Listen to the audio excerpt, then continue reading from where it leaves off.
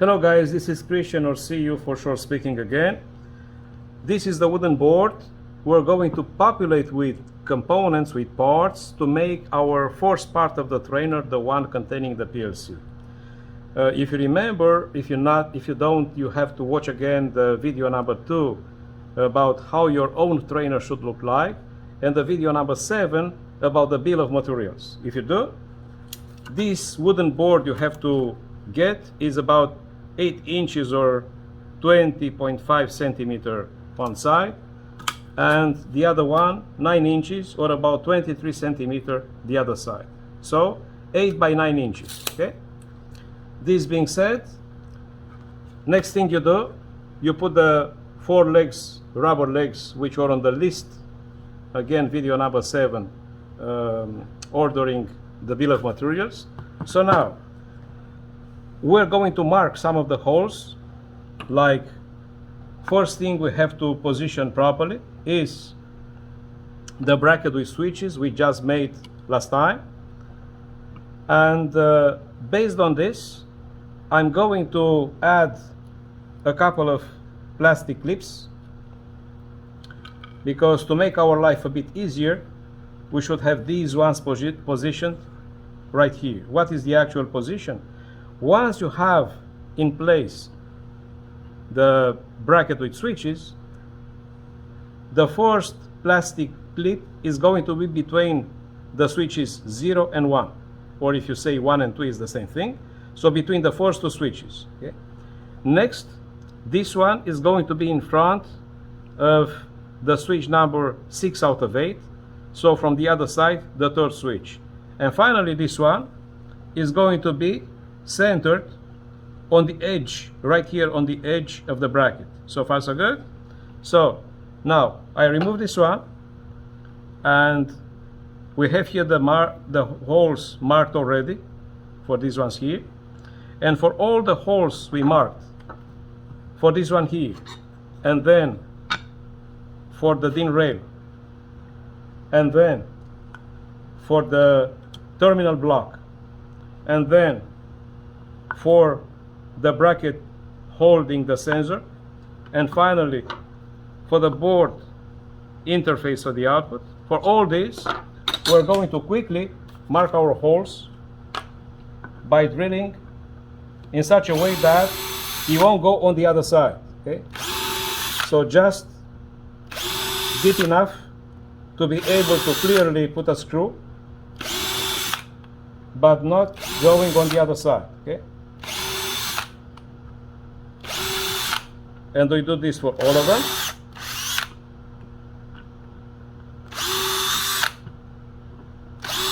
If you mark the holes in advance, of course it's going to be much easier.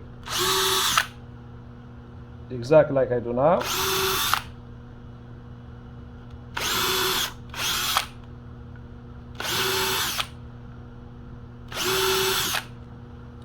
I think we're done. And because of this, I'm just spin out. And now I'm starting to do it. So, because the holes are marked already here, first thing I have to place is our bracket with switches. So we're going to use for that short screws. Remember about the bill of materials. We only have to place 4 of them right now, because our bracket has to stay in place. I'm just positioning the screws.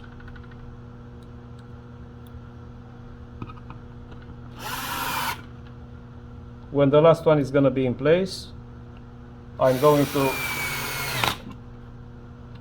tie them up.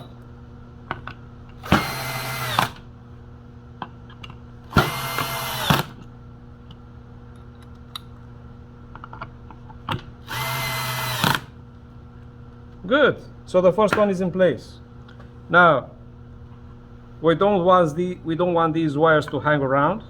So for that reason, we're going to place some plastic clips.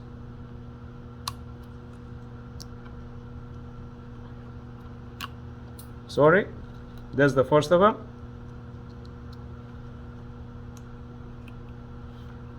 So for this plastic clip, it's gonna go right here. That was actually the purpose of having a hole marked. So we're going to be careful about placing it. I think I forgot to mark the hole. We're gonna do this now. That's it, it's done. So we place it right here, and then with our screwdriver we have to keep it in place. And we're going to do one more time here, you see, because we want this to stay in a very fixed position.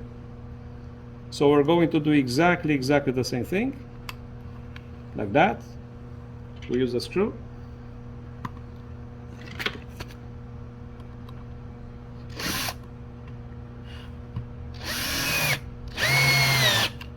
It's done. So this one is going to stay in place, ready for the moment when we are going to put it on the PLC. So until then, it's going to wait. Next thing we do, we pick up our DIN rail, and we're going to only need 2 screws. One is going to come here, and there's gonna be a second one on the other side. This is good. This is also good. Next, we take the terminal block, we remove the plastic cover, we pick up the 2 screws. This time the screws have to fit the holes exactly like this. Second one.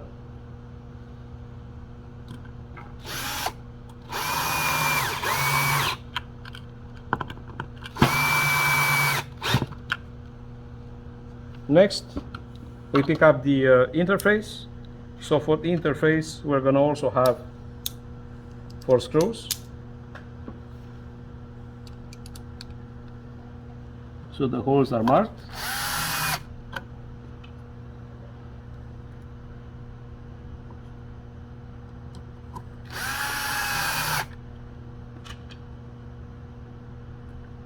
You won't take that long. And the last one.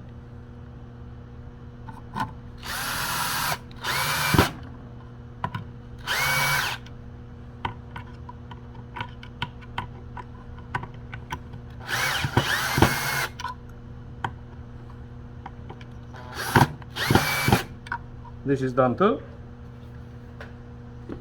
So now we have part of the things done in place.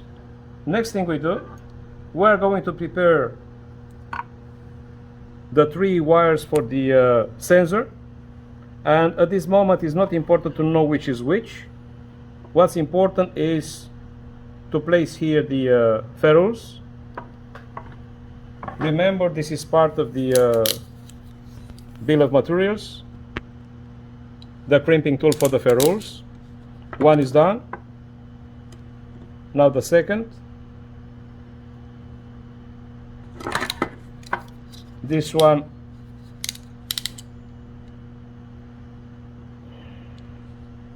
is done too. One more remaining for it.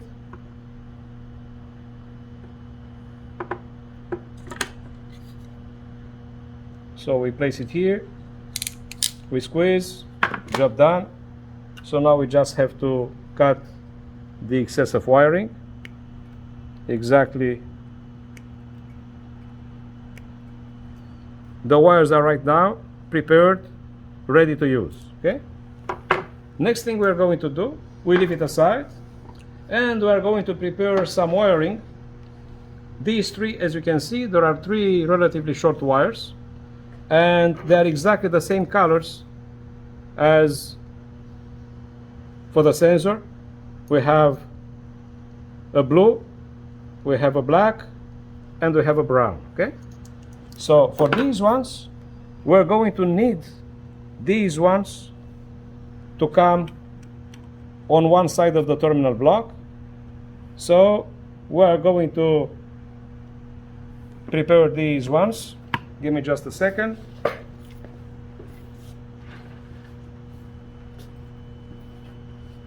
Okay, now we strip them out, all the three of them.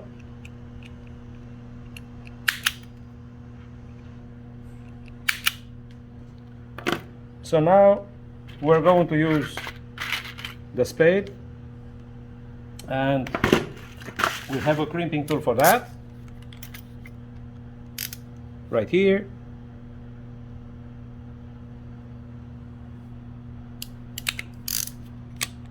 One of them is done, so we check it, it doesn't come out, and we're just going to make them a bit shorter. Very good. So one of them is done. Now it's going to be the second. We place it here into the crimping tool. We insert the wire on the other side. By the way, please notice that the color of the insulation, you have to align it exactly on the color of the crimping tool, because this is why the colors are for. We have one more to do. So right now we put it in the crimping tool, we squeeze, job done. If you check it, it should not come out. Okay. Once this is done, we pick up a screwdriver and we're going to put them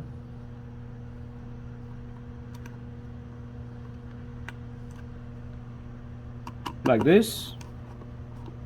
So one is going to fit here. This blue is going to be for the negative required by the sensor. This one is going to be for the positive required by the sensor. So it's going to come right here.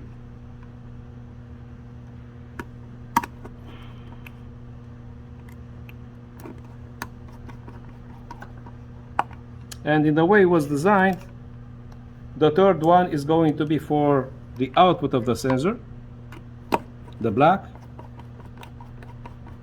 So it's going to be like that. Okay. Now we're going to pick up the sensor itself, and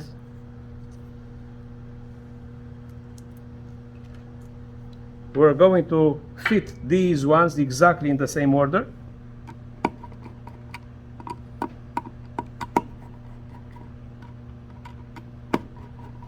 So the blue goes to blue.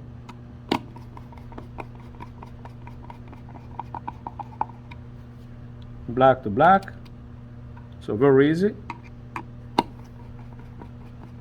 Remember that the wires are also on the bill of materials to order. So that's exactly what I'm using right now.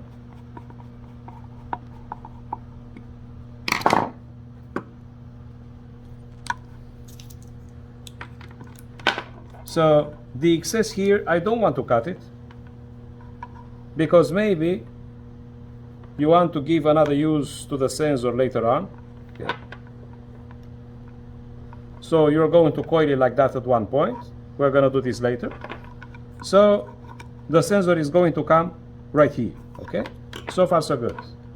Now we're going to prepare some wires for the PLC itself, because these ones are going to be required to make the connection between the PLC, which is going to go like that right here, and the output interface. So the wires are going to eventually come right here.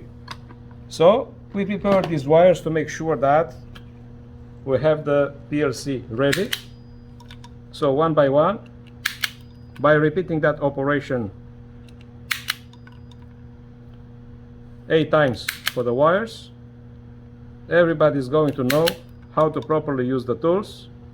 So you pick up any wire stripper you have,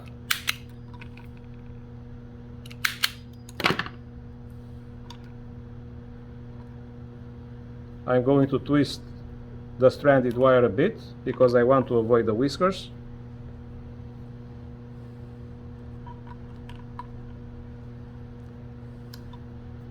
So again, there are 8 outputs on our PLC, so this is why we need 8 wires. So now, exactly as before, we start using the crimping tool, because this side is going to be the one on the PLC. So we put it inside, we strip. Now we put it inside this one and we squeeze the crimping tool. Yeah, from time to time you can even check it to make sure there is a good mechanical junction. So we do this for all the 8 of them.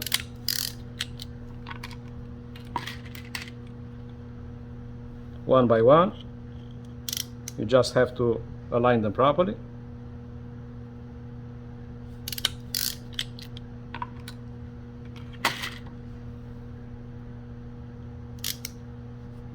So one by one. 3 more to go.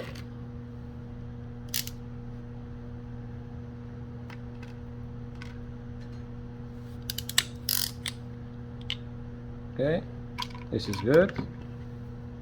2 more to go.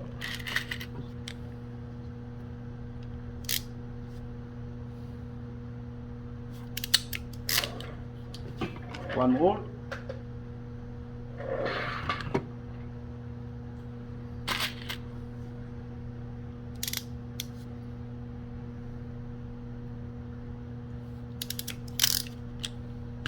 So we check, everything looks fine. So now we can leave them aside right here. In the meantime, we have a couple of other wires to prepare. These are going to be for the common of the outputs. So we do exactly the same process. We use our stripper. Some of them require a spade connector on both sides. So that's exactly what we do. And the longer wire only requires on one side. Okay? We do the same as before. We pick up our tool and we restart. We place the spade into the crimping tool. We squeeze. Everything is fine. And we still have to do it for the shorter ones, because once we have them prepared, it's going to be much easier for us to make the connections.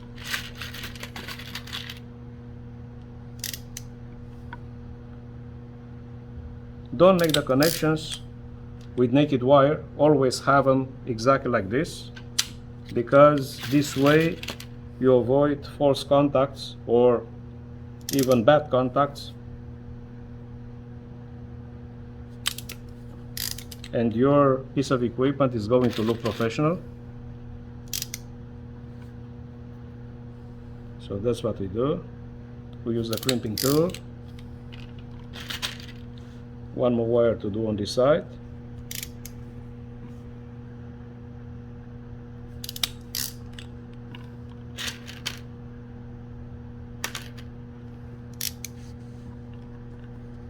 Let's see how it goes. Good. So you have the wires for the ground ready.